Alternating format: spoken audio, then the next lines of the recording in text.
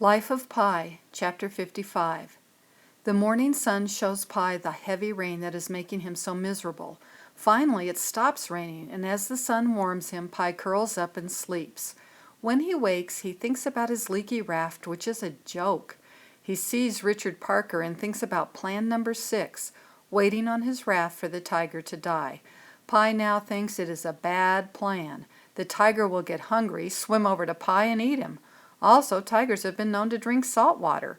Plan number 6 will get Pi killed. Chapter 56. Pi says what he has learned. Only fear can defeat life. Because of fear, every part of you falls apart. Only your eyes pay proper attention to fear. You must express fear to fight it, or it will become a wordless darkness that will attack again. Chapter 57. Pi sees Richard Parker looking cat-like and non-threatening after eating the hyena and drinking rainwater. Pi says Richard Parker calmed him down and adds, "It is the irony of this story that the one who scared me witless was the very same who brought me peace, purpose, and wholeness." As Pi watches the tiger, it makes a Proustan sound, a sound like purring. Pi explains that his father had told him about this friendly sound, but that Pi himself had never heard it. Pi comes up with a new plan, to tame Richard Parker. Pi tells the author that Pi had a secret. It was because of Richard Parker that he had the will to live. Otherwise, Pi would have given in to despair and the grief of losing his family. Pi realizes that the sea makes a perfect circus ring. The water could provide fish for treats, and a life jacket whistle would help with training. Pi also has time and resolve. His reward would be life. It was not a case of either he or the tiger living. They would both live. Pi begins the Pi Patel floating circus by blowing his whistle. Tree! When the tiger heard the whistle, he snarled, roared, and clawed. He backed off. The first training session had been successful, and now Pi had a new plan. Plan number 7, keep him alive. Chapter 58. Pi reads the survival manual, which was written by a British naval commander. Here are a few tips Pi read. Do not drink urine, seawater, or bird blood. Paralyze fish by pressing their eyes, and don't eat jellyfish or spiked fish. Ignorance is the worst doctor, while rest and sleep are the best nurses. Put your feet up for 5 minutes every hour and keep your mind busy. Exposure kills faster than thirst or hunger. Eat turtles. From a height of 5 feet, the horizon is 2.5 miles away. You won't know if you are really seeing land until you touch it. If you have the will to live, you will. Good luck. Pi decides what he must do. He must train Richard Parker to accept that Pi gets the front half of the lifeboat, the tiger gets the back, and the middle bench will separate them. Pi has to improve the raft so he can stay dry until he gets back on the boat. Pi needs to tie his raft to the boat with a second rope to keep it secure. Pi has to stop hoping for rescue and begin saving himself. Pi is overwhelmed and begins to cry. Note, how much time should we spend praying, asking others for help, and helping ourselves? Chapter 59. Pi sees that the raft acts like an anchor for the lifeboat. The raft keeps the lifeboat steadier and faces the boat into the waves. Pi says this fact saved his life and affected Richard Parker. Pi says that in only 5 days, all life on the lifeboat had been lost except for himself and Richard Parker. The orangutan, the zebra, the hyena, the rats, the flies, and now even the last cockroach had died. Perhaps bacteria and worms remained in what remained of the animals, but that was not a comforting thought. Pi pulls the raft up to the boat, climbs up and opens the locker. He eats some rations. He drinks some rainwater that he scoops up from the bottom of the boat. He then marks the tarp as his own territory by using his own urine. Richard Parker had marked the bottom of the boat with his urine. Note, Pi is behaving more like an animal than a human.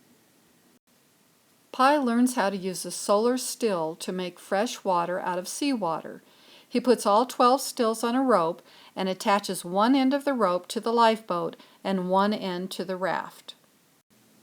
Pie improves his raft by using his footrest oar to make a mast, ropes to secure the mast, and a blanket to make a canopy. He takes food, water, and blankets and returns to his raft by late afternoon. Pie eats his dinner while watching the magnificent tiger and the underwater city of plants and fish. As he falls asleep, he has a tiny bit of hope. Chapter 60. Pie wakes up in the middle of the night and is scared and amazed by the huge size of the universe. He remembers the story of Markandeya, who fell out of Vishnu's mouth, saw the universe, was terrified, and then, thankfully, was returned to the safety of Vishnu. At night, Pie accepts how small, how unimportant he is when compared to the universe. But when he faces each new day, he fights to survive and believes his existence is important. Note, Pie begins by thinking of a Hindu story and falls back to sleep after saying Muslim prayers. Chapter 61. Pie wakes up the next morning feeling almost dry and surprisingly almost strong. Although he has not had much to eat for several days, he sees a fine day, a good day for fishing.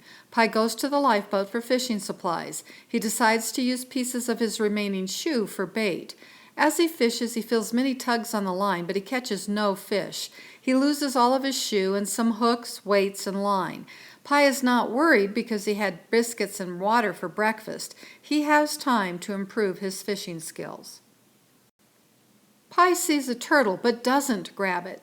Then he gets mad at himself for being stupid. To save his own life, Pie has to feed Richard Parker. Otherwise, the tiger will swim over and eat him. Pie looks over at the yawning tiger and sees its sharp teeth.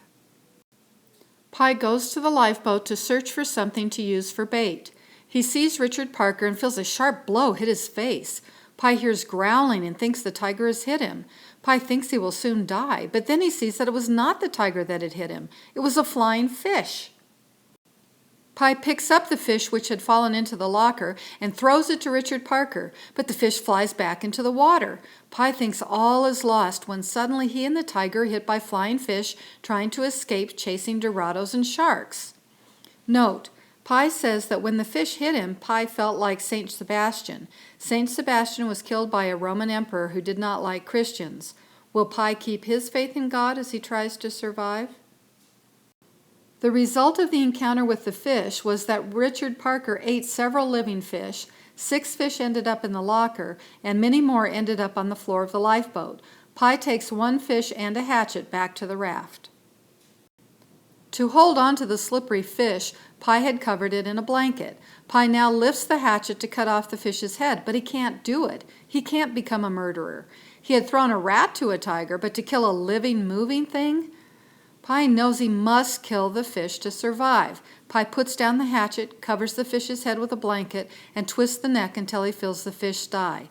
The fish no longer suffered, but Pie cries and cries. He was now a 16-year-old killer. Pie uses the hatchet to cut the fish into pieces, which he puts into an orange plastic survival bucket.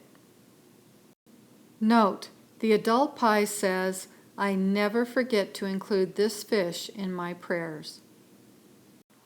Pie uses the flying fish's head for bait, and he catches a dorado that is 3 feet long. At times, Pie had been afraid the dorado would sink Pie's raft. Pie thanks Lord Vishnu, who had once saved the world by becoming a fish, and who now has saved Pie and let Pie win against the sea that had sunk the Simsum. Pie kills the dorado with the blunt end of the hatchet. He says he still couldn't use the sharp end, but he did not have trouble killing the fish by bludgeoning it to death. As the fish died, it flashed the colors of the rainbow. Pie says, "A person can get used to anything, even to killing." Pie gives the fish to Richard Parker. As the tiger eats, Pie blows the whistle several times, reminding the tiger that Pie had been the provider. Pie eats some rations and drinks some water. As Pie goes to sleep that night, he realizes that keeping busy by fishing had helped him pass time, and it had kept him from feeling sorry for himself.